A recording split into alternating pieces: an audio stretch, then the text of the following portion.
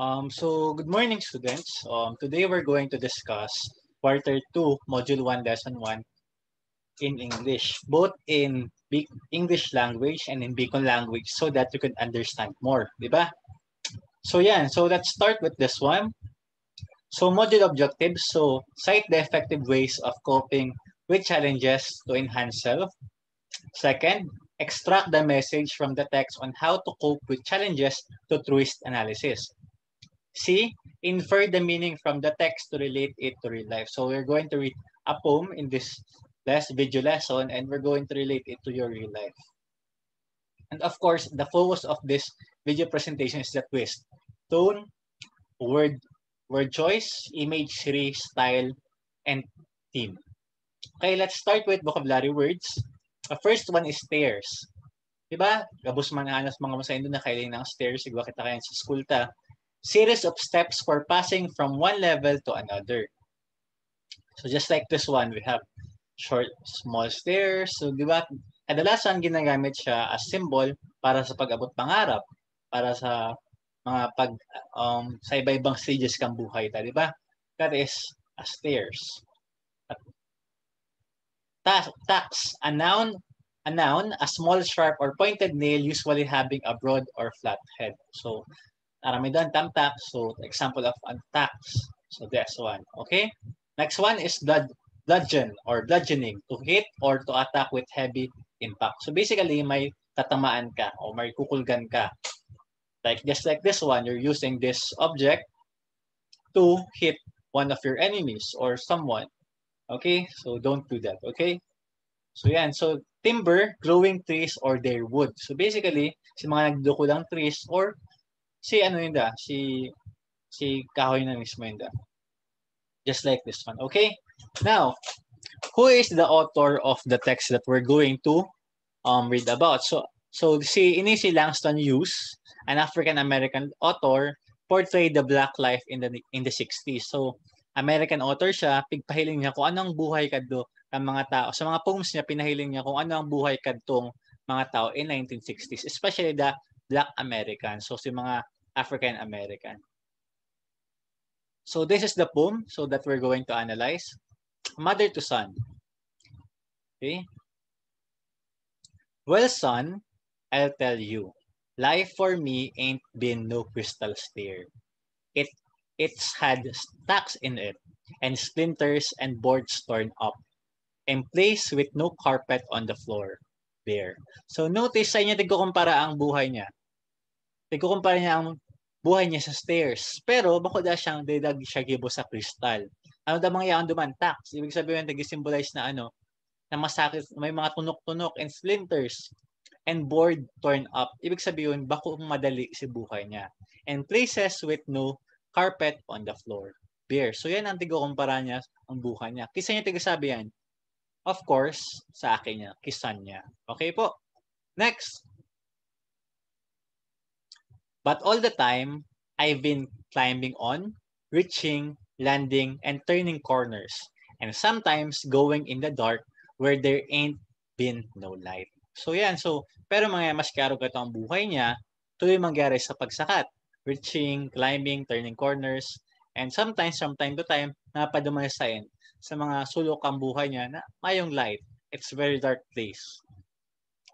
And lastly, we have the last paragraph. So boy, don't you turn back. Don't you set down on the steps cause you find it's kinder hard. Don't fall now, for I'm still going, honey. I'm still climbing. And life for me ain't been no crystal stair. So ano sabi niya sa akin niya? So Noy, maski araw kaya ng buhay, dapat teka mag-give up. Don't you set down on the steps cause you find it's kinder hard. Don't you fall now, kasi I'm still going, honey. I'm still climbing. Kasi maski siya hanggang ngunyan, nagsasakat mangyayari sa buhay niya. Maski bako siyang araw katong kadali. Okay? So araw kayan ang pinapahiling ka ng mga buhay katong African-American life kadto. Na ang buhay na kadto bakong kasing dali or bakong kasing dali ngunyan. Okay? Especially that mas kadakot pa katong racism, kadakot katong mga nangyayaring bagay na na-experience nila. So now we're going to discuss what is twist or tone, word choice, imagery, style, and theme. So, point ka sa tone. Tone is the general character or attitude of a place, piece of writing, situation, etc. Tone words should always be adjectives and convey the following attitude: positive, negative, humorous, ironic, sarcastic, sorrowful, and neutral. So, just imagine this one. For example, tig-alo ka ni mama mo magpanagat na masaod kang bagong bado, mabaki kang bagong bado indo. Paano ang tono mo, ang simbag mo sa iya? Of course, they're going to be happy tone, di ba? Si happy ang mga words mo na, yes, nice. What if pigsugo ka ni mama magbakal kung ano-ano, like gakulo sa'yo ang pigpabakal? Di ba, syempre ang tono mo, kung especially kung nag-ibo ka man ng module, ang tono mo iba man. So, same with in writing. Tone is the attitude of the author toward the audience, subject matter, or the character. Reveals whether the author is positive or negative about subject matter shown by his choice of words. Inferred through descriptive words. So, ng tono. So, these are the example of tone. May bitter, serious, hunting, suspenseful, innocent, angry, tasteful, innocent, poignant, compassionate, detached, and many more. So, ang author, depende sa paggamit ng words, ang may tono niya. Okay po, depende sa subject. Just like in the anong tono kadtong sa poem na tigbasa ta, ugma ba siya? Disappointment, may hardship. So, for example, it's attached actually na maski nasakitan siya, sabi niya mangyari sa akin niya, na di mag-give up. Diba? Next is word choice. The author used specific and accurate words to show the message to the reader rather than to tell them.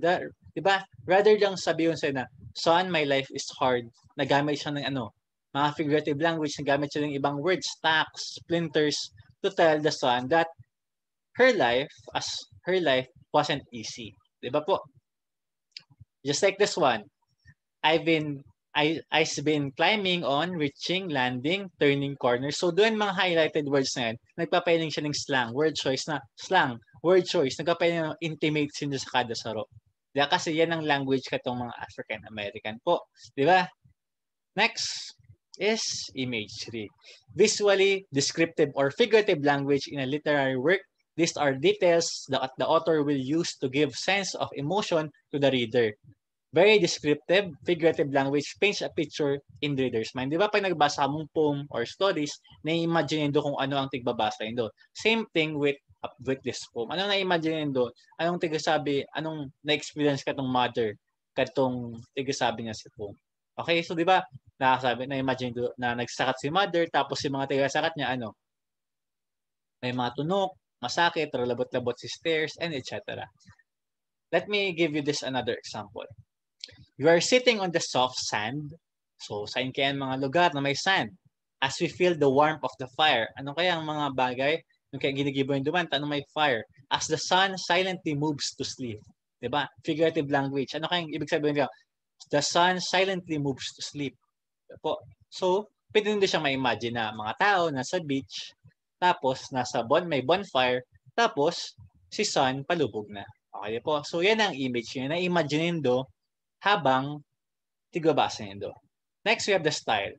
Refers to the way the author uses words, the author's vocabulary, sentence structure, figurative language, sentence arrangement, the way an author presents the information, determine the way in which the reader interprets it. The wording itself lends insight into emotions or concept the author wants to convey with the scene, setting, or character. So basically, si style, paano siya magsulat? Direct ba? Grabe ba nagamit ba siyang figurative language? Or kay paano bang magparaisip na maray para maintindihan mo? Or simple language lang sa ginamit niya? So, yan po ang style. Di ba po? Let's have this one. Well, son, I'll tell you life for me ain't been no crystal stair. It had tacks in it, and splinters, and boards torn up, and places with no carpets on the floor. There. So, napansin doon na very simple language lang ginagamit niya. Pero, na-imagine do si figurative language na ginagamit niya. Diba po? Tapos yan. So, very direct, very intimate si language niya. That is style. So, may mga author man na haralabaw ng sentence, may mga author man na nagamit siyang sound, etc. para mas ma-convey itong emotion na gusto niya daw maipa-feel sa nagbabasa. Next, we have the theme. The subject of of the piece of writing. Usually, the author's thoughts on a specific topic. When looking at the theme, you should use the other parts of the twist to piece together information about the author's intention. By looking at the tone and imagery, it makes possible to pinpoint the topic. From there, you will need to infer the author's thoughts on it. So basically lang, bot sabihin mo lang ngayon, gamitin mo na si tone kang si author, si word choice kang si author, si image ng ginamit, tapos si style, para maaraman doon kung ano talagang gustong ipaabot kang author sa mga nagbabasa. For example, I have this one. The theme is in a piece of fiction and its controlling idea or central insight. It's the author's underlying or the main idea that is trying to convey. So basically, si gusto niya paabot sabihin sa to, si message na gusto yung magkatak sa to na nagbabasa sa to. So these are the example. Pwede siya tungkol sa love, power and corruption, survival, courage and heroism, racism and poverty. Poverty and bravery. So yan. So basically yan pa kadakol pa kayo, diba? Pwede tungkol sa first love, tungkol sa motherly love, and many more. Depende sa ma-analyze nyo gamit ang twist analysis. So that would be all. If you have any questions, don't forget to message me at my messenger, Elvin Francisco Sabido, or at your GC. You can ask questions. Yeah. So I hope you learned something. Bye.